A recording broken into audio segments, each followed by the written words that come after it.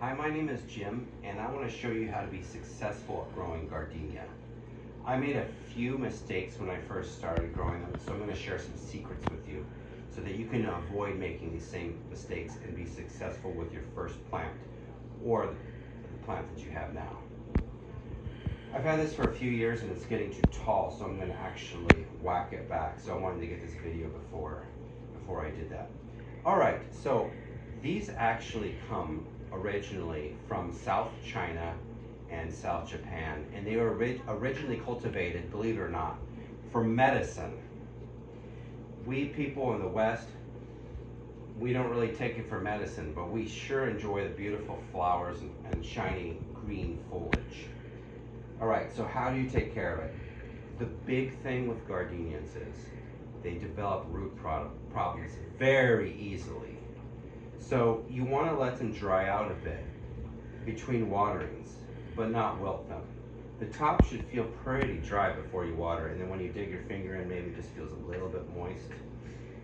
Notice they put it in a clay pot. Again, that helps with air circulation. They also want to be in acidic soil. So I plant mine in peat moss, and I throw some perlite in there just to loosen it up. Peat moss is very acidic.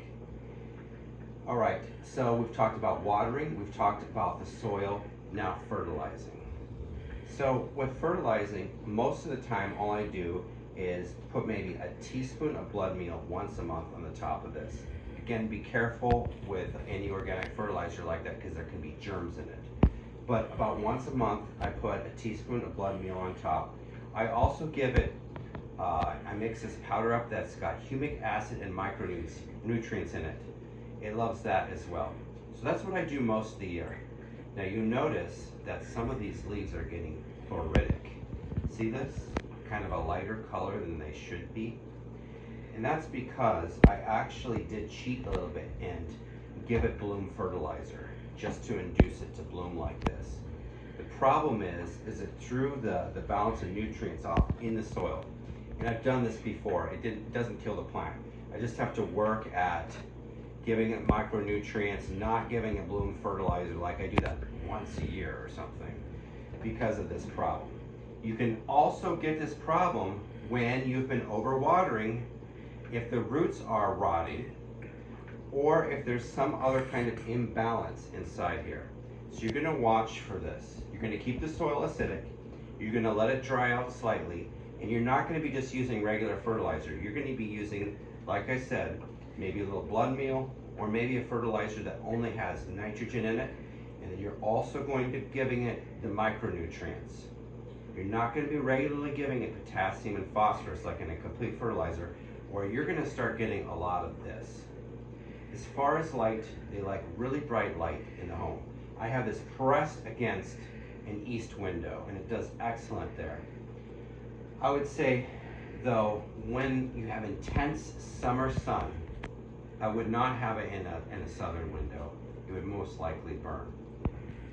They do like a little bit higher humidity, but since I like house plants, my humidity in my house is fairly high anyway.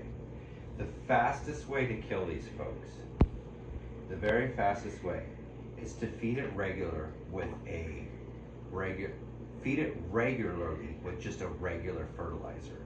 You'll throw the nutrient balance off. You'll get this. Another really fast way to kill it is just keep it super wet and have it in a plastic pot. The roots will rot and you'll start seeing some of this as well. Alright, well I hope you've enjoyed my video. Please like it, also subscribe, and if you have any questions for me or any ideas for me on how to even do a better job, let me know. Thanks.